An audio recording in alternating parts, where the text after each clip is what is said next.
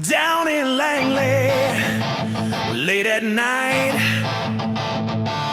Smart old guys, they play it right. Captain Fun Bobby leads the charge. Silky mitts, Johnny gunshots coming large. Buddy in the slide, all the Chris's in a row. Nighthawks battle, it's a 2-1 show. Jackals, Jackals, rolling down the line. 10:30 puck drop, leaving sleep behind. Jackals, Jackals, no! Every day's Lloyd's birthday here. Whoppers and Fresca raise a cheer. Don't forget a shower beer. Check Pap's beard for lost gear. Jackals, Jackals, rolling down the line. 10:30 puck drop, leaving sleep behind. Jackals, Jackals, Jackals. Langley Twin Rinks, empty seats. Chili and buns, Christmas eats. A Chargers hat for tailgate. Nachos for the lady bing. Jackals, Jackals, rock and roll train. Jackals, Jackals, you can't stop the rain. Jackals. Jackals TV is back for the final time of the 2026 regular season, as this is the last game on the schedule for the Jackals, playing against a team on the left here, the Hornets. This is the second game in a row they've played the Hornets, losing to the Hornets 10-1 the previous week. We didn't put out highlights for that, but we can look back on the only goal that was scored by the Jackals in this game, an unassisted effort by Rob here as that puck gets put up the wall by the Hornets. He takes a stop shot from the point. It's off the goaltender and skips its way over him and into the net. Made the game, I believe, 5-1 at the time, and it, like I said, ended a 10-1 victory for the Hornets. And so now the Jackals are forced to play that team again this week, and they'll be looking to avoid such an immense blowout again here this week. Jackals will be without a significant portion of their lineup here this last game of the season. Gary Pabla, Jeremy Marshall, Aaron, Darwin, Daryl, and David all out. And to top it all off, they'll be without Trevor in net as well. So Sean will be out to be the backup goalie in the spare here this week for his first game of the season with the Jackals. And as well, Mark Hogan and Rod are both out as spares in the player ranks to get the team up to 11 skaters here today. So they'll be playing with 8 forwards and 3D here today, given that a large quantity of players that play defense are out of the lineup. Jackals are locked into last place in the division. Hornets locked into first place. So no real stakes to this game. So let's head to the first period and see how it goes. As can probably be expected, we're going to start this game off with a Hornets offensive opportunity. Here they come, 3-on-2. Pass across this player on the left. Sean comes out to challenge. The puck has sneaked behind him. He's not quite sure where it is. It ends up in the corner. Hornets defenseman cuts off the clearing attempt up the wall, then moves it across to the unchecked defenseman on the other side, who puts a shot through, rebounds there, and it's cleared away by Chris Stuhar. Play once again in the Jackal zone. The puck gets rimmed hard around behind the net. Chris Weecher goes to pick it up, chips it past that player there along the wall, and then comes to neutral zone and runs over the Hornets player at center. It's picked up by Chris Stuhar, puts it over to Chris Marshall, who one-times it past the goaltender's blocker and inside the post, and the Jackals have themselves an improbable 1-0 lead here in the first period. As we watch this collision at center, the player looks like he's playing the body on Chris, but he took the brunt of that collision. And then after this goes in, that player is going to spend a significant amount of time complaining to the referee that he was body checked, despite the fact that he initiated the contacts. Jackals are now killing a penalty on a call to Bruce that was not catched by the camera. And this give and go slap shot rebound is there, and there's a player unchecked down low in front of the net, and he easily slides that past Sean. And so a power play goal by the Hornets has knotted this game up at 1.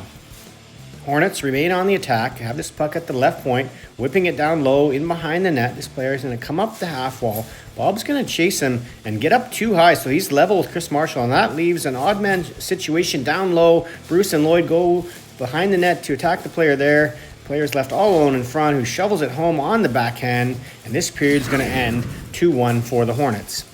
New period, but same attack here by the Hornets. Coming in on the right side, throwing this in front. There's a player in front. It's off Bob, it's off Sean, and it's just bouncing around loose in the crease. Eventually, Bob's able, though, to kick it out away from the front of the net, and the Jackals are able to clear it. Still in their own zone, though. And Lloyd has it along the wall. Has an opportunity to get it out, it looks like, but it's checked there by the Hornet player. Just walks down the middle of the ice and puts the shot up over Sean's glove.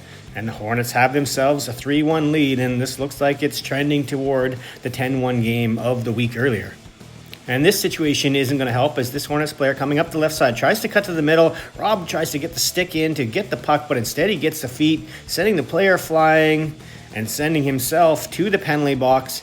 2 minutes for tripping. Jackals now going to be forced to kill a penalty here, as you can see Rob trying to tell the referee about a bit of a help on that call, but it's still going to be power play for the Hornets.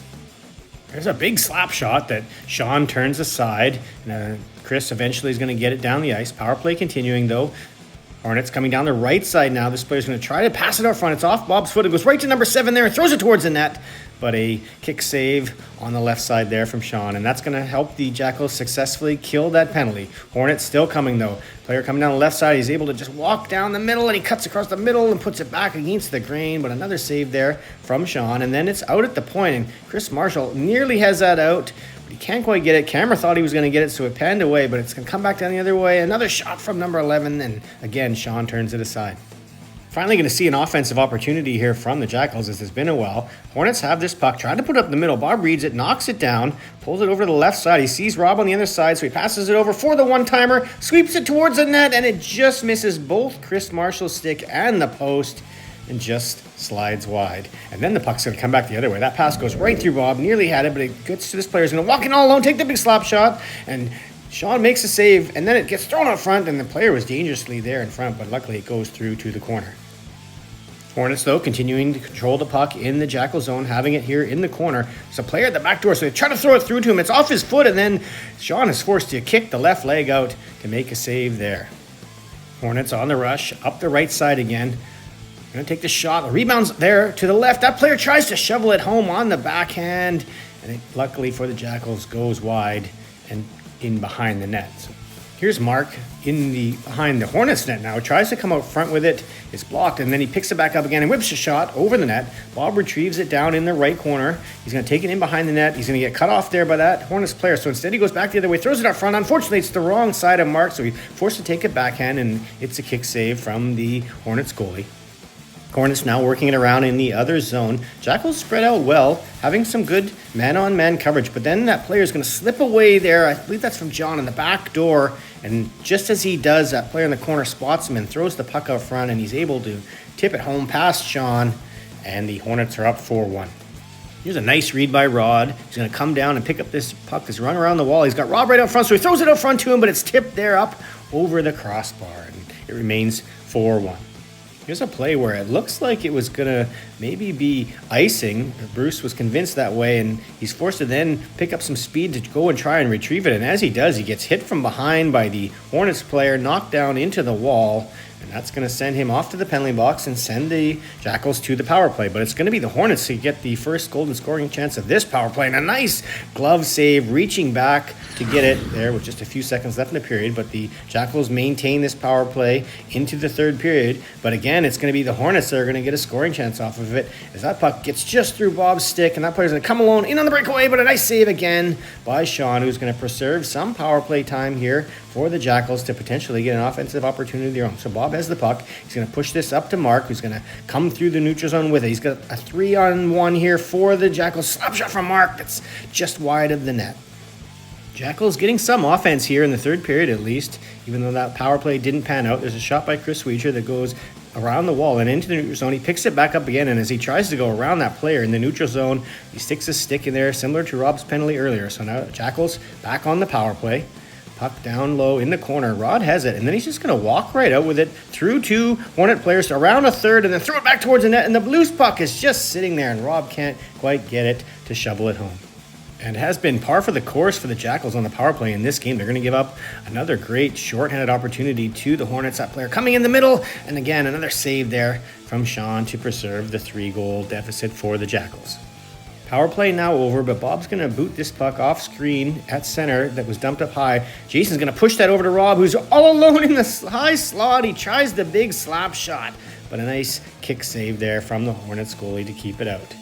Jackals coming again. Here comes Chris Marshall up the right side with it. He mishandles it a bit, but then he picks it up. He's going to drive towards the net, cut in front with it, almost gets it through the wickets there of that goaltender, and Rob had a chance at a rebound as well.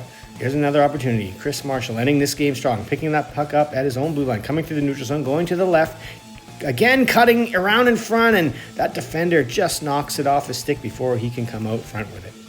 Jackals pressing, so they give up this 2-on-1, but Rob's going to come back really hard there to turn it into a 2-on-2, and good thing he did. He disrupts that Hornets player's attempt at the rebound and saves a goal. So just a minute left. Jackals still pressing though. Rod picking up the puck along the wall, gets across the line. He's got Johnny on a breakaway, sends him in, and just as he's about to pull it to the backhand, it just rolls off his stick and harmlessly below the goal line. Puck down in the Jackal zone now. Bob moving away from that forechecker, putting up the middle, misses Mark, but Mark is going to pursue it and force a turnover here, and eventually it's going to end up back on Mark's stick. He's going to make a nice little dangle around that defender, taking it towards the net, shovels it. It's off the bottom of the net, but then he throws it back out front. Bob tries again. It's blocked again. Then it's out to the point by Chris Weeger, and he whips it towards the net. Jay and Bob are there. They put it on the net, and it trickles through the goalie's legs, and Mark puts it home to make it 4-2, except for the referee washes it out and says he had blown the whistle before that puck went in. So a bad early whistle there by the referee because that puck was just sitting in the crease. So could have been a 4-2 loss here for the Jackals, but instead it's going to officially be 4-1 to end the regular season. And it'll be a merciful end to a season where the Jackals struggled to win many games. But let's have a look at the stats in this last game. Just the one goal to look at there by Chris Marshall. Of note, Sean having an excellent game in net, 34 saves on 38 shots here today. So let's have a look at the final season stats. Aaron leading the team in both goals and points on the season. Johnny leading the team in assists.